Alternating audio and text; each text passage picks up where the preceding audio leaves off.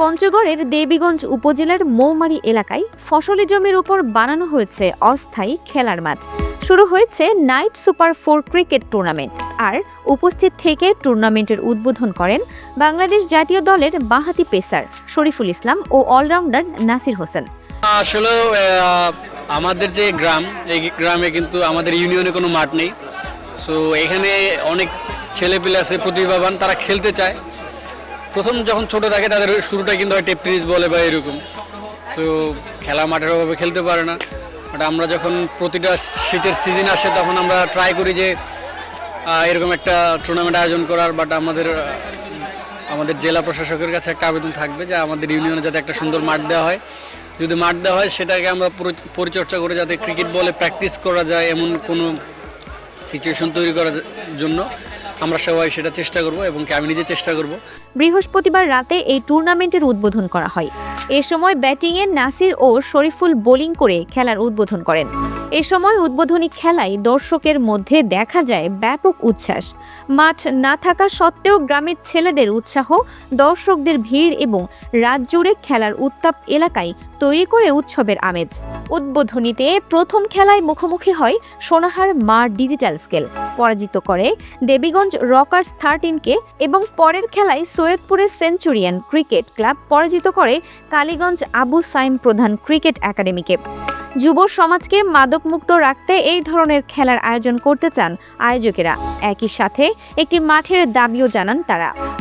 অবশ্যই খুব ভালো লাগতেছে, কারণ এরকম আয়োজন করছে শরীফুল আমাকে, তো অবশ্যই খুব ভালো লাগতেছে। আমরা সবসময় চাই খেলাধুলার সাথে থাকতে এবং খেলাধুলা যেখানেই থাকুক না কেন, আমরা অ্যাজ এ প্লেয়ার হিসেবে আমরা চাই যে সেখানে যাওয়ার জন্য। আর আশা করবো এবার এখানে আসছি, এর পরের বার হয়তো বা এর চেয়ে ভালো কিছু এখানে অর্গানাইজ করবে। আর অবশ্যই ভালো লাগতেছে, কারণ আপনারা যদি দেখেন যে আমরাও কিন্তু আগে ছোটোবেলায় টেপ টেনিস খেলতাম, তো আমরা কিন্তু আস্তে আস্তে একটা ধাপ থেকে উঠে এসেছি। তো আমার বিশ্বাস যে এইসব টুর্নামেন্ট থেকেও কিন্তু প্লেয়ার উঠে আসে। তো আশা করবো এখান থেকেও আরও অনেক প্লেয়ার উঠে আসবে। তরুণদের উদ্দেশ্যে আসলে বলার তো অনেক কিছুই আছে, বাট আমি শুধু এতটুকুই বলবো যে যেসব তরুণ এখন মোবাইলের প্রতি আসক্ত বা নিজের লাইফ ক্যারিয়ার নিয়ে এতটা সিরিয়াস না, তাদের উদ্দেশ্যে একটা কথাই বলবো, এখন যারা কষ্ট করবে তারা ভবিষ্যতে আপনার ধরেন 30-40 বছর পর আরামে থাকবে অনেক।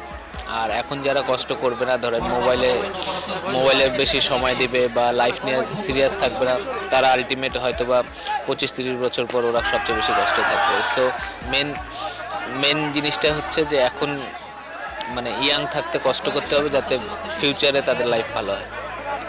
উদ্বোধনী অনুষ্ঠান অলরাউন্ডার নাসির হোসেন বেশি খেলার আয়োজন ও শরীফুল ইসলাম নিজ এলাকায় জেলা প্রশাসনের সহায়তায় একটি খেলার মাঠ স্থাপনের দাবি জানান ক্রিকেটার শরীফুল। এটা আবদার থাকবে জেলা প্রশাসনের কাছে, এটাই আর কি। আপনারা দেখবেন যে ছেলেগুলা খেলাধুলার ভিতরে থাকে, তারা অনেক 90%ই তারা মাদক মুক্ত থাকে, ঠিক আছে। আর যারা অবসর সময়ে যদি খেলতে না পারে বা তাদের মাথায় কিন্তু অনেক দুশ্চিন্তা, খারাপ চিন্তা আসে।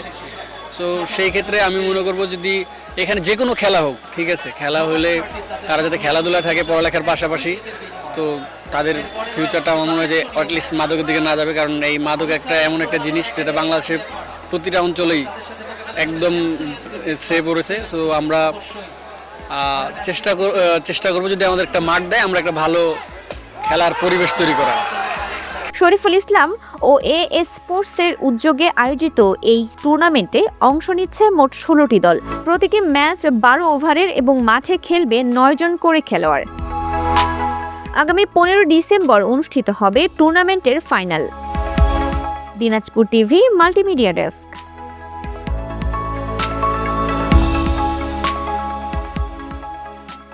দিনাজপুর টিভি, মানুষের জীবনের কথা বলে।